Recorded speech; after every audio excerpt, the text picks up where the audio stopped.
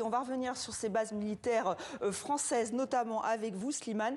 Vous avez fait le point. Alors, qu'en est-il? Oui, alors autour de la péninsule arabique qui donne l'œil du cyclone, la France entretient 5 implantations militaires. Il y en a 2 qui sont des bases permanentes et qui reposent donc sur des traités avec les pays hôtes, en l'occurrence les Émirats arabes unis et Djibouti.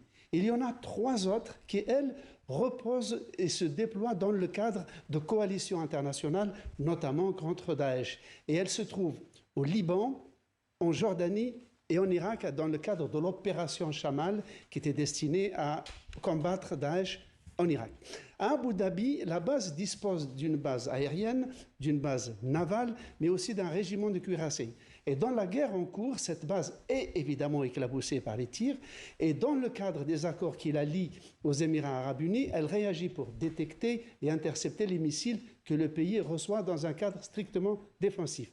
À Djibouti, la France dispose peut-être de la plus grande base à l'extérieur, c'est-à-dire 1500 soldats disposant d'un volet aérien, naval, mais aussi de régiments d'observation et d'écoute. Et ils ont pignon sur la mer Rouge, donnant en face sur les Houthis qui doivent les observer de leur côté. Oui, beaucoup de bases étrangères à Djibouti, notamment les Chinois, les Américains. Les Émiriens et d'autres qui vont venir. Un lieu stratégique. Alors la France qui est aussi très présente au Liban.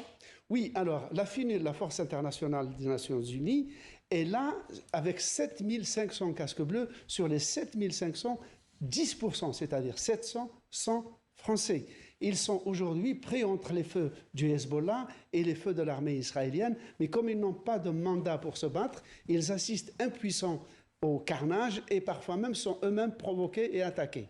Enfin, l'opération Chamal qui visait donc à combattre Daesh à partir du territoire jordanien, et la France a une base aérienne en Jordanie, et cette base aérienne a servi lors de la guerre l'été dernier entre Israël et les Iraniens, a intercepté beaucoup de missiles israéliens qui allaient vers le territoire israélien. Enfin, dans le Kurdistan irakien, à côté d'Erbil, la France a aussi des troupes là-bas qui sont consacrées, comme on le voit ici sur cette photo, à former de jeunes soldats irakiens, et c'est donc kurdes irakiens, c'est donc cette base qui a été touchée. En tout, ces 5 implantations totalisent à peu près 4000 hommes, et de femmes aussi, parce que les femmes servent aussi. Effectivement, et c'est donc à Erbil, donc la nuit dernière, que l'adjudant-chef Arnaud Frion a été tué. Donc voilà, première victime française de ce conflit. On y reviendra dans la deuxième partie de cette émission. Merci.